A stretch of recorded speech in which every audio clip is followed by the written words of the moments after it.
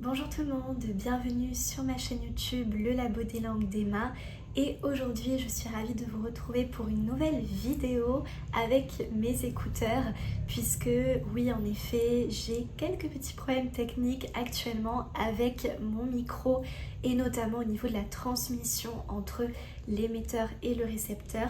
Je sais qu'on m'a dit qu'il y avait des petits problèmes de réception de son. En fait visiblement j'étais en mode mono alors qu'il fallait que je mette stéréo. J'ai réussi à résoudre le problème sauf que j'ai constaté en fait que mon micro ne fonctionne pas. C'est peut-être simplement qu'il est déchargé ou en tout cas il doit y avoir un problème de liaison, mais voilà, rien de très grave, c'est juste que pour l'instant j'ai pas encore trouvé la solution et j'avais tellement envie de vous tourner une vidéo que je pense qu'avec les AirPods ça va le faire pour l'instant. D'ailleurs, c'est le premier test, donc peut-être que le son sera de bonne qualité ou pas. En tout cas, vous me le direz dans les commentaires. Une chose est sûre, c'est que ma première vidéo sur mes impressions en Argentine et plus généralement en Amérique du Sud vous a plu et que vous aviez envie de continuer à suivre des vidéos sur cette thématique. Donc je poursuis ma playlist. J'ai plein d'idées de vidéos pour vous, mais aujourd'hui j'ai envie de commencer une série de vidéos sur mes sorties, mes voyages, mes découvertes en Argentine. Et on va commencer avec un premier voyage. Il s'agit d'une sortie aux chutes d'Iguassou, l'une des merveilles du monde et la deuxième plus grande chute après celle du Niagara.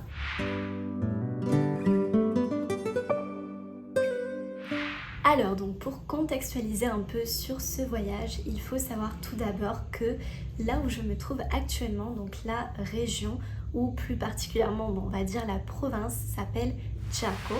Donc Chaco qui est situé dans le nord de l'Argentine.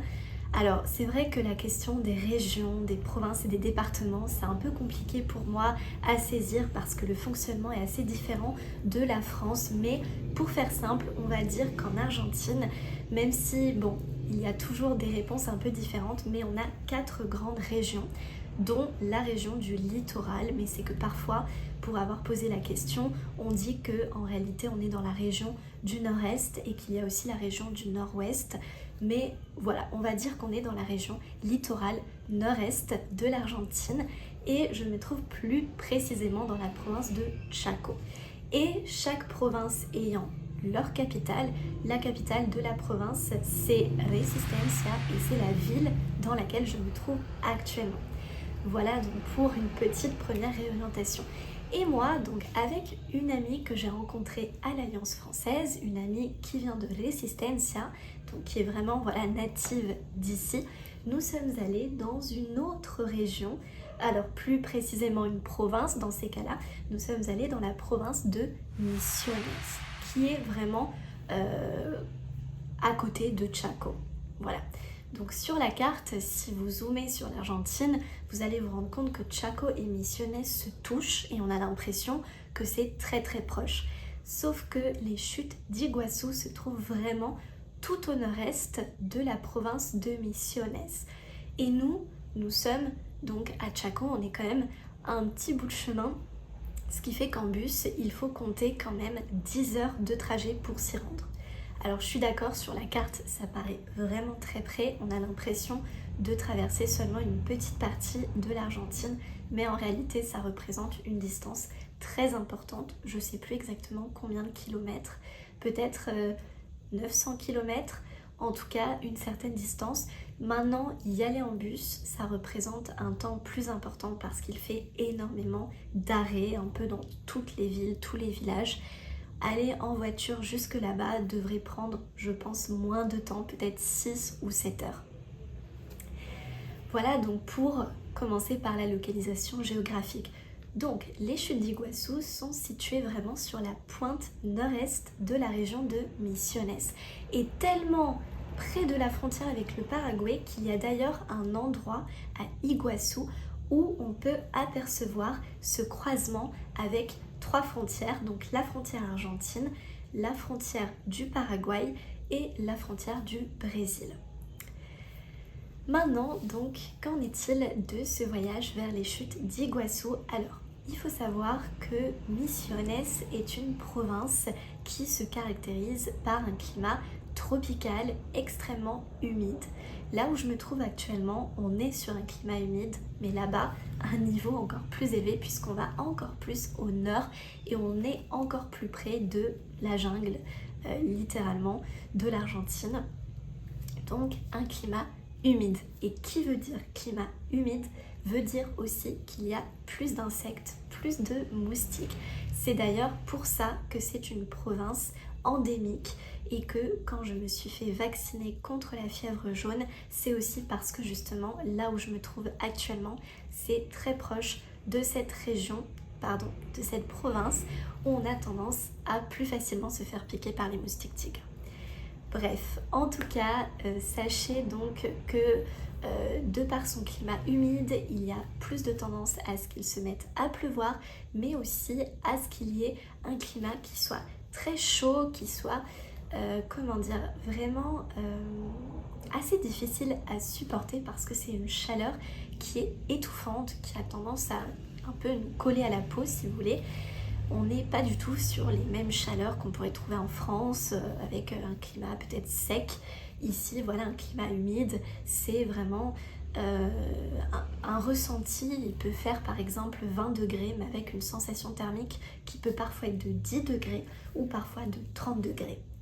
Donc ça, c'est la particularité du climat humide. Mais de notre côté, donc on a eu de la chance parce qu'il a fait beau tous les jours que nous y sommes. Il n'y a pas eu de pluie, donc vraiment c'était super. On a fait donc 10 heures de bus, alors on est parti de nuit, parce que la plupart des bus partent de nuit, mais c'est souvent l'option la plus pratique. Et nous sommes arrivés tôt le matin, vers 8 heures du matin.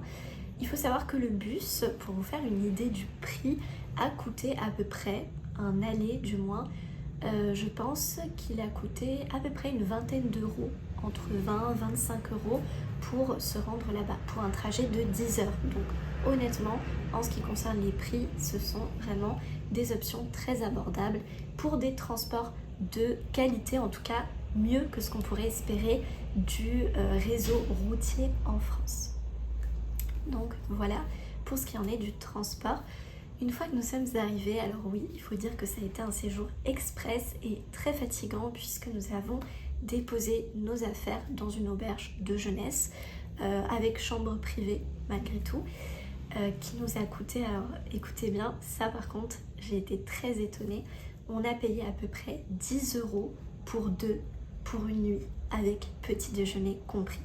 Donc ça on ne trouvera jamais en France, avec une chambre privée et une salle de bain privative aussi. Donc ça c'était le luxe.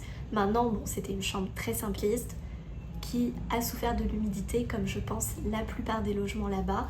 Donc en tout cas moi j'étais ravie quand même niveau qualité-prix on va dire.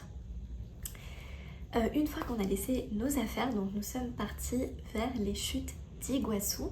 Donc cette fameuse attraction, cet endroit merveilleux que je voulais absolument connaître. Alors il faut savoir que pour aller de la ville d'Iguassou jusqu'aux chutes d'Iguassou, c'est vraiment pas à côté et vous êtes obligé de reprendre un transport. Et là par contre, pour les transports, les prix sont quand même un peu exagérés, on va dire un peu excessifs pour le trajet puisqu'on a payé quand même 6 euros à peu près l'aller, alors que c'était un bus de ville pour un trajet peut-être de 20-30 minutes à peu près. Et même chose pour le retour. Une fois donc que vous arrivez là-bas, donc par contre le bus vous dépose directement, alors c'est facile à trouver parce que quand on arrive à la gare routière d'Iguassou, vous avez partout des indications parce qu'en général il y a beaucoup de touristes qui vont au même endroit. Une fois que vous arrivez à Iguassou, donc soit vous avez pris votre entrée en avance, soit comme dans mon cas, vous achetez sur place. Bon, les prix sont les mêmes et il faut savoir qu'à moins que vous soyez de nationalité argentine, c'est le même prix pour tout le monde, ou à moins que vous soyez peut-être enfant en bas âge, c'est 60 000 pesos, c'est-à-dire à peu près 35 euros, il me semble.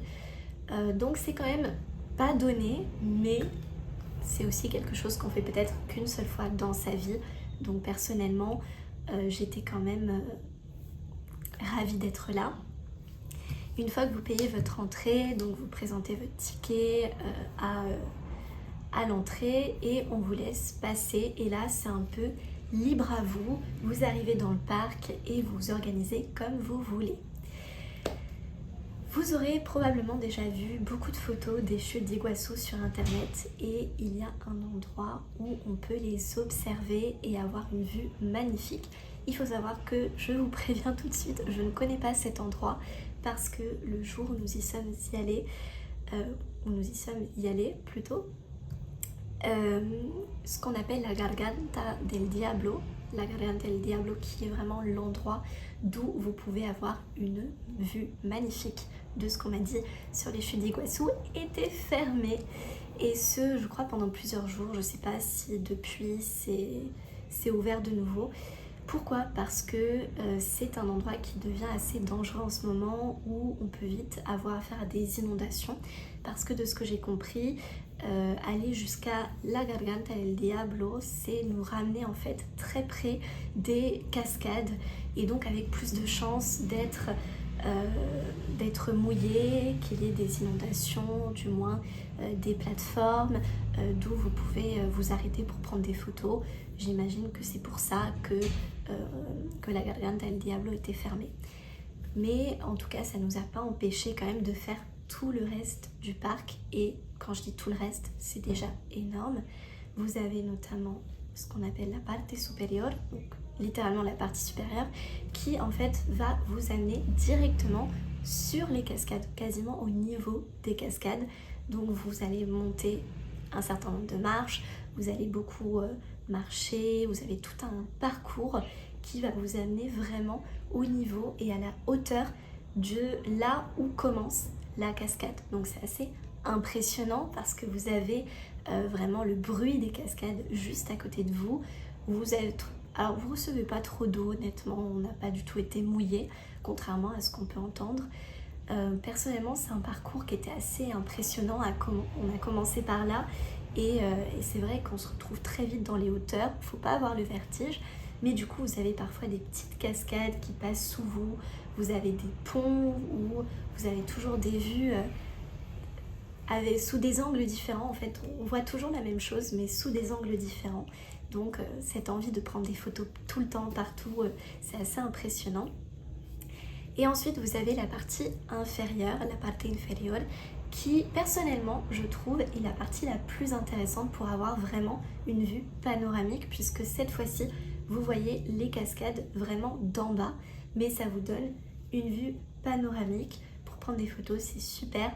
Moi, c'est la partie que j'ai préférée. Et là, par contre, il y a eu un moment où on était mouillé parce qu'on était passé sur une petite passerelle où il y avait vraiment une cascade à côté.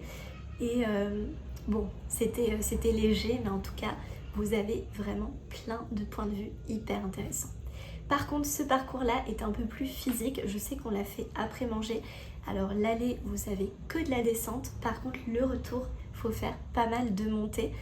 Donc heureusement vous pouvez vous arrêter, il y a des endroits pour manger, nous on a pris une glace, enfin, vous avez de quoi vous ravitailler on va dire, mais ouais, c'est un parcours qui est un peu plus physique après manger on va dire, par rapport à la partie supérieure où en fait certes vous montez mais vous rendez moins compte des efforts que vous fournissez. Et après, en dehors de ces deux grands parcours on va dire qui sont vraiment les parcours à faire absolument, les grands classiques, vous avez la possibilité de faire aussi de la randonnée. Vous avez des petits chemins de randonnée qui ne vont pas forcément vous rapprocher des cascades. Alors je crois qu'il y en a un, oui, mais alors faut être prêt parce que c'est une randonnée d'à peu près 3 heures. Mais en tout cas, c'est des randonnées en pleine nature. Nous, on en a fait une, la plus petite qui s'appelait Sendero Verde, donc vraiment la randonnée verte, et littéralement verte parce que vous êtes entouré d'arbres, donc en plein dans la nature. C'était vraiment une très belle expérience. Et autant vous dire que de faire tout ça, ça nous a quand même pris, je pense, 5 heures à peu près. En tout cas, ça a bien consommé notre journée. Et voilà, je pourrais en dire énormément sur ces cascades d'Iguassou. Je vous montrerai des photos, mais c'est assez impressionnant. On m'a expliqué que l'origine du mot Iguassou, en fait, c'est un mot d'origine guarani. Guarani, c'est un groupe d'indigènes, de population native, qui est d'ailleurs aussi une des langues officielles du Paraguay, très parlée au Paraguay. Et c'est aussi, de ce qu'on m'a dit, une des langues officielles de Corrientes, qui est une ville très proche de là où je suis actuellement, à une demi-heure en voiture. Et donc, Iguassou en guarani, ça veut dire grande eau, parce qu'on m'a expliqué que I voulait dire grand. Non, attendez, c'est l'inverse, pardon. I voulait dire eau et Guassou voulait dire grand. Parce qu'en fait, il y a un autre mot aussi, c'est Aguara, Aguassou, qui voulait dire grand chien, quelque chose comme ça.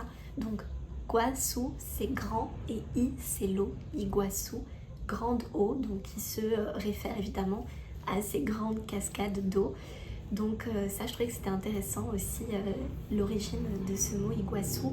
Et de fait, alors pour moi c'est difficile parce que la langue guarani est une langue indigène qui est quand même assez éloignée de notre langue latine.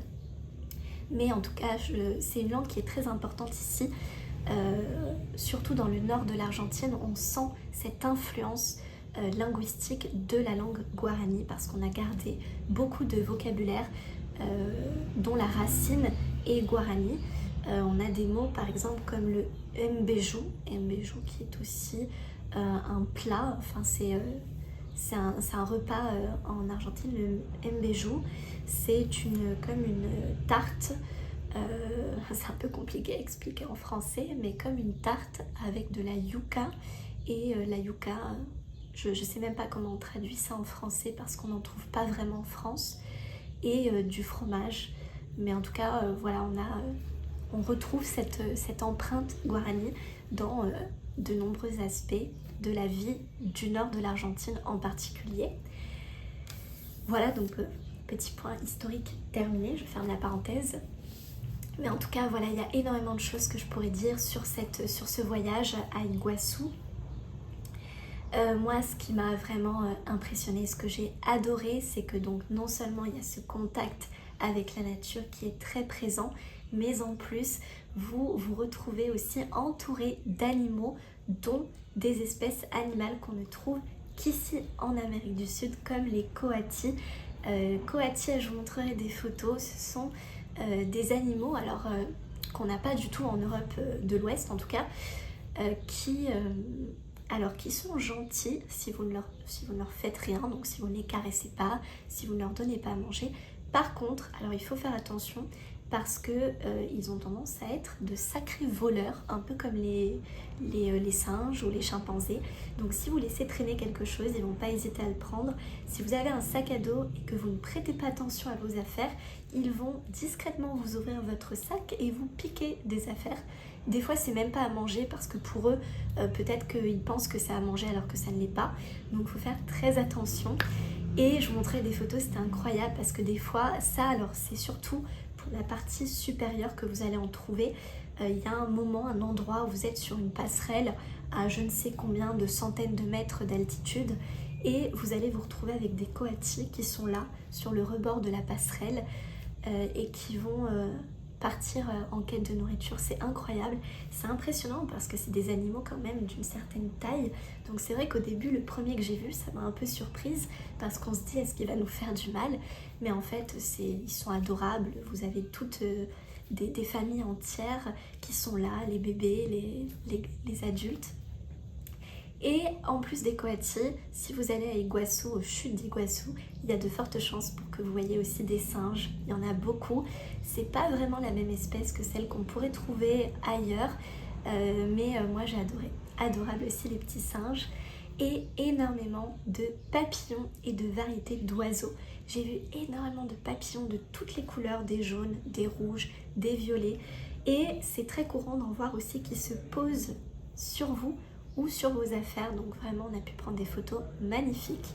Pour les oiseaux, vous verrez que peu importe là où vous irez, vous entendrez énormément d'espèces d'oiseaux chanter, des oiseaux colorés, Donc vraiment cette profusion d'espèces animales et végétales, elle est frappante.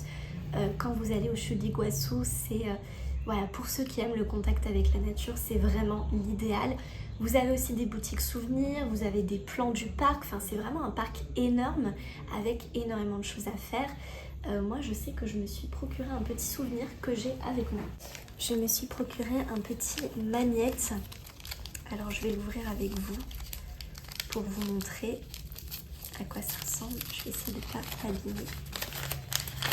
Donc c'est un petit magnète comme ceci. Il est magnifique. Vraiment, il est incroyable. Donc en fait, si vous voulez, je pense que vous avez reconnu probablement qu'il a la forme de l'Argentine. Et en fait, si vous voulez, donc la créatrice, elle a représenté les chutes d'Iguassou avec de l'acrylique. Et je trouve que c'est magnifique parce que donc vous avez les chutes d'Iguassou ici. Vous avez aussi, alors ces arbres, je sais que ça porte un nom, mais j'ai oublié le nom, je suis désolée, j'essaierai de le retrouver. Ce sont des arbres qui sont extrêmement typiques de l'Argentine. D'ailleurs, c'est même une espèce d'arbre national avec des petites fleurs roses. Alors en plus, le rose, qui est ma couleur préférée pour moi, c'est incroyable. Et il y en a vraiment partout. Il y en a ici, là où je suis actuellement, il y en a à Corrientes, il y en a à Iguassou, il y en a à Buenos Aires. Je pense que vraiment, c'est l'arbre national, encore une fois. Donc, c'est comme si je disais que pour la France, ça serait le pin ou le chêne. Et bien là, vous avez donc ces arbres fleuris qui portent un nom assez particulier, mais je vous le noterai. Et donc là, donc c'est écrit Argentine le 15 août 2026, donc la date de quand j'y suis allée. Ici, vous avez le nom Iguassou, donc l'endroit où se trouvent les chutes. Et à l'arrière, vous avez des petits prénoms. Donc Emma, c'est mon prénom.